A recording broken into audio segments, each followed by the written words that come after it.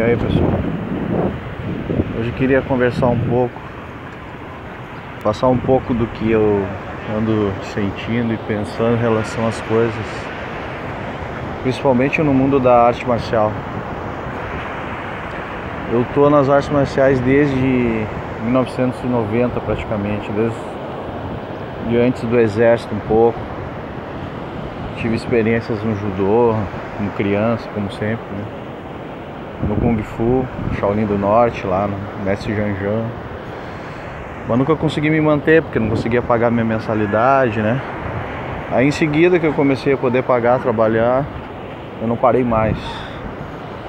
Então dos 17 até hoje, tô com mais de 40 anos, eu não parei mais e sempre trabalhando pelas lutas, sempre trabalhando para o desenvolvimento das artes marciais e melhor, trabalhando para que todo mundo se desse bem, para que todos fossem felizes, né? Para que principalmente os atletas gaúchos e as artes marciais gaúchas fossem reconhecidas a nível nacional. Aqui a gente sempre reclama que é aldeia, ninguém nos olha, ninguém nos dá bola. Mas a situação agora, atual, é bem pior do que anos atrás. Há anos atrás a gente ainda tinha um pouco mais de união, de amizade entre os participantes. Nós tínhamos um grupo que, mesmo de artes marciais diferentes, de modalidades diferentes, trabalhavam, faziam apresentações juntos, eventos. Só que isso hoje em dia acabou piorando com a crise, né, que aumentou depois de 2012. As coisas pioraram em relação à união e a trabalhar pelas lutas. Eu sempre fiz evento, né? Comecei fazendo evento junto com meu amigo Fábio Antubino. Fiz eventos na antiga Performance, Academia Performance lá no centro, que algumas pessoas não conhecem, mas que foi onde formaram vários professores que estão aí hoje em dia. E eu sempre quis com que os atletas se destacassem para poder ter uma chance no exterior, num evento maior, né? Começando nos nossos eventos. E graças a Deus muitos atletas que participaram dos meus eventos, tipo o X-Fest, conseguiram lutar no exterior, conseguiram lutar no Jungle Fight, conseguiram lutar em outros eventos, né? Porque as lutas sempre foram equilibradas, lutas de verdade, não eram lutas para arrumar cartel. E eu trabalhei sempre em prol do desenvolvimento do Muay Thai, do K1 Hullis, que é o kickboxing, do MMA profissional, e sem dar preferência até para minha própria equipe. Até fui criticado isso aí internamente, tive problemas com a minha equipe por vários motivos, acabou cada um pro seu lado, mas eu continuei, os meus alunos, meus atletas, e hoje eu sou professor de uma grande academia, né, na Tinogueira, prestando serviço de um sistema na qual já está sendo institucionalizado, que é aquela coisa para o público, né? O pessoal que só quer treinar, não quer nada de mais pesado, né? Do que as artes marciais às vezes oferecem. A parte comercial mesmo, né? Isso é uma das coisas que eu queria falar. A arte marcial tradicional, ela tem uma preparação bem rígida, né? Bem pesada. Isso hoje em dia, às vezes as pessoas não estão querendo, né? A pessoa quer trabalhar, quer chegar na academia e ela quer fazer as coisas do jeito dela.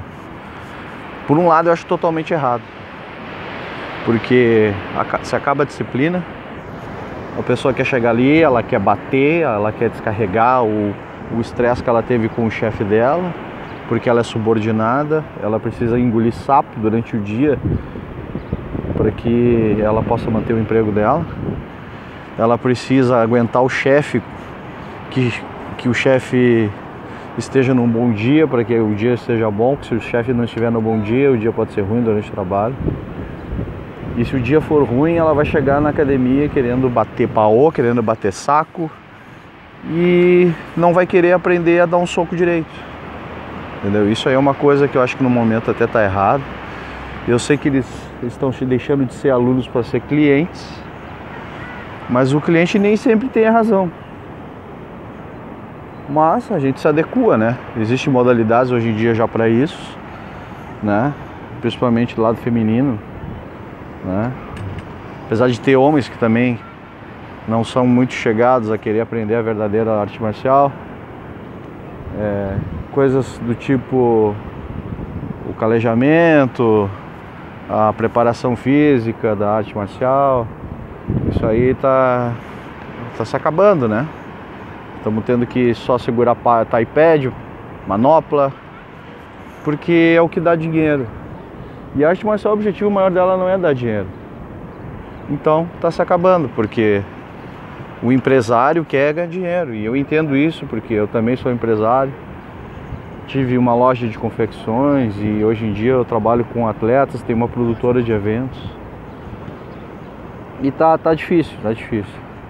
O mercado está um pouco poluído, muita gente treina um pouco de tempo e acha que está em condições de dar aula e não tem condições de tratar com o público. Outros até têm, mas não tem graduação. As federações não estão fazendo o seu trabalho, não estão trabalhando como deveriam, no caso, seguindo o seu estatuto, que é promover a sua modalidade, né? Que é controlar os professores. Isso não está sendo feito, né? Isso aí vai acabar caindo na mão do governo, vai ter uma legislação provavelmente aí para controlar isso aí, porque está demais, né? Não pode uma pessoa que não é graduada faixa preta assumir uma academia. Esse rapaz aí que assume uma academia, que ele não é nem grau preto ainda, faixa preta, ele está tirando a vaga de alguém que treinou de 5, 10 anos ali para virar um faixa preta. Está tirando o lugar dele. E as academias estão aceitando. Não vou nem falar de certificação. Tem muito certificado aí que a descrição da operação de trabalho deles é de empresa de promoção de eventos, empresa de venda de confecções.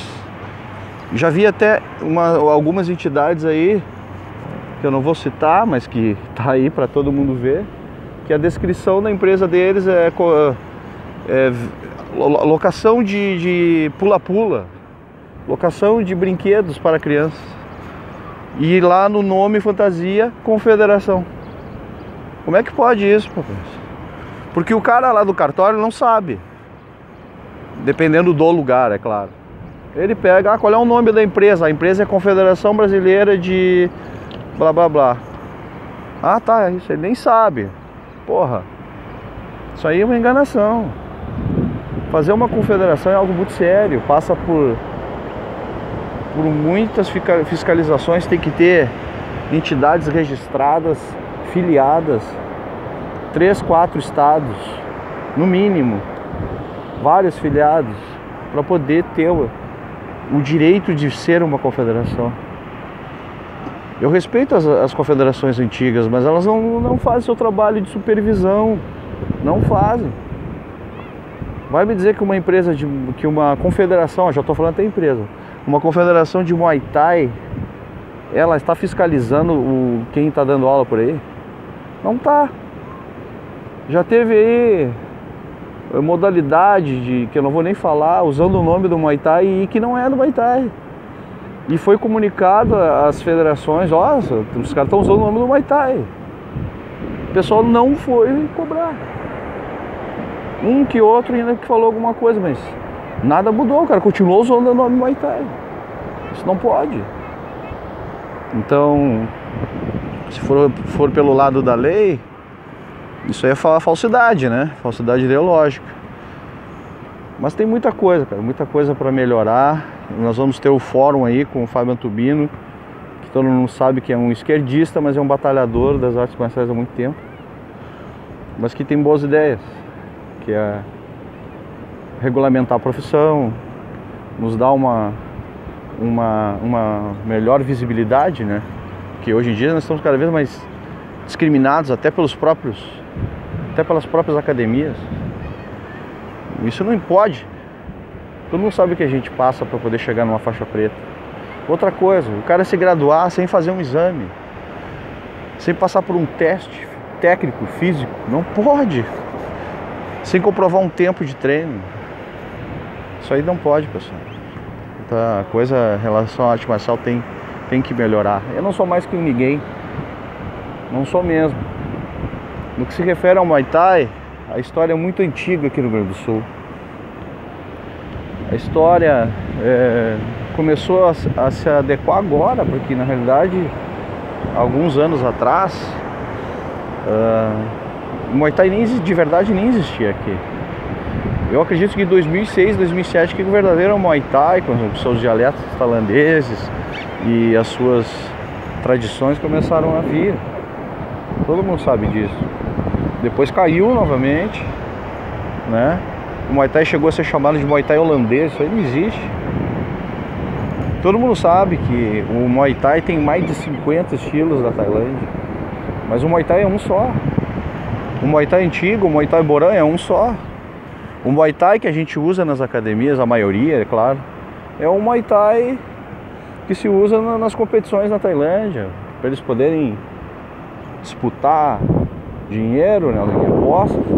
Esse é o Muay Thai do Taipei, o Muay Thai do Camp Bag, esse é o Muay Thai que a gente quer colocado nas academias. E o Rio Grande do Sul, todo mundo sabe, até 2004, 2005 a gente não sabia com quem graduar. Aí nós tínhamos que pedir para mestres do centro do país para nos graduar aqui, porque aqui tinha apenas um mestre, que nós reconhecemos ele, claro, só que é aquilo, todos teriam que seguir a regra. E o pessoal não queria seguir a regra deles, às vezes por questões políticas e até financeiras, porque todo mundo sabe que isso aí no final é uma pirâmide, né? Tem um lá na ponta e o cara passa a ser filhado dele e ele faz os exames e o cara ganha às vezes 70%, que eu acho totalmente injusto, numa graduação, enquanto o professor que deu aula o tempo inteiro ganha 30%, ou às vezes um pouquinho mais. É no mínimo meio a meio, ou então ele paga pela certificação.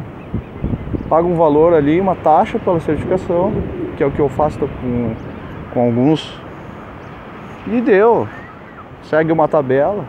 E tem que cobrar, porque assim valoriza o que tu treinou. O estímulo de muitos alunos é apenas a graduação. É a graduação. Muitos não querem lutar, não existe mais, está cada vez menor o número de atletas.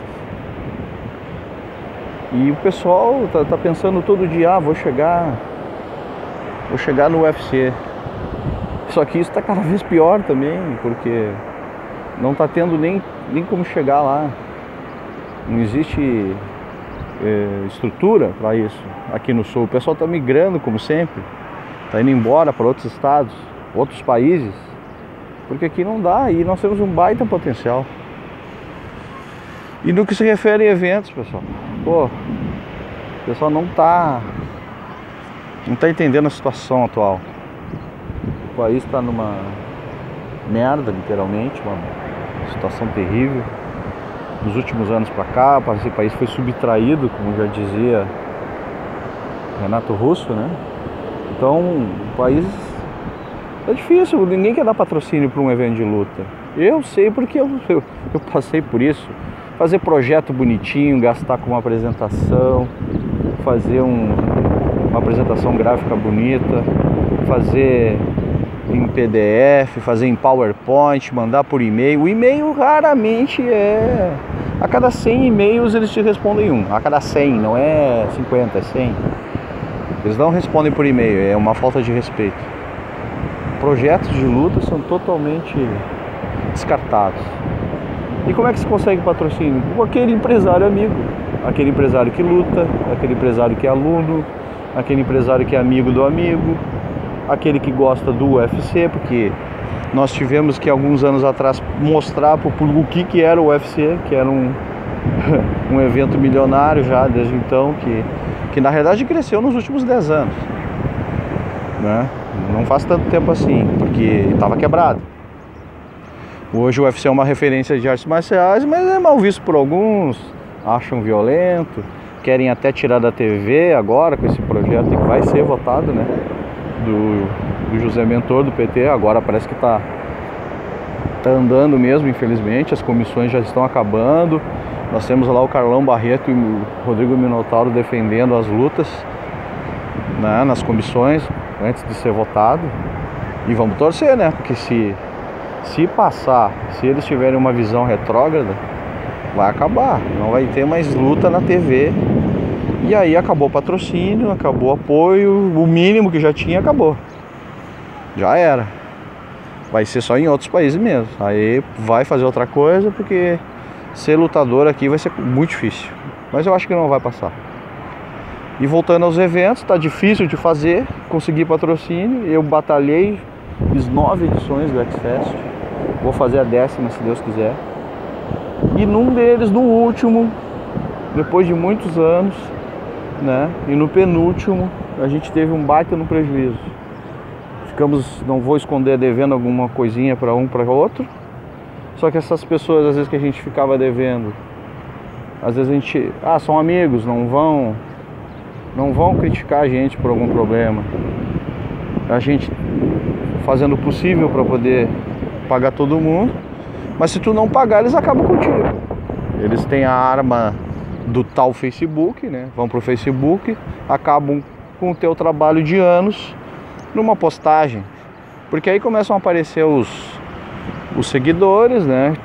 Criticando o teu trabalho, criticando sem te conhecer, sem saber o que aconteceu, né? E aquela pessoa na qual tu achava que era tua amiga, às vezes por R$200 denigre a tua imagem, te humilha, acaba com todo o trabalho. Mas eu não vou desistir, não. E eu vou fazer um evento assim que tiver o dinheiro na frente. Eu não vou mais fazer evento correndo junto com a promoção do evento. Não adianta ficar promovendo o evento e chegar no dia tem que depender que seja de R$5 da bilheteria. Apesar dos meus eventos, graças a Deus, sempre terem público, mas a gente cobra muito barato, pessoal. Pô, R$20. Uma entrada de UFC aí é R$250, e 700, 800, R$1.000. E os caras pagam, lógico, não tem nada a ver, mas é só pra vocês terem uma ideia. Como é que nós vamos pagar alguém com bilheteria? Não tem como. E aí os patrocínios às vezes não cobrem tudo, aí dá esse problema. Não existe entendimento da sociedade. Ou é ou não é. Mas é isso, pessoal. Eu vou acabar com esse vídeo agora, porque já tô ficando chato. Eu só queria falar um pouco sobre isso e peço a compreensão de todos e que nós possamos ficar cada vez melhores, né? Que o ano que vem seja um ano melhor. Feliz Ano Novo e Feliz Natal. Osso.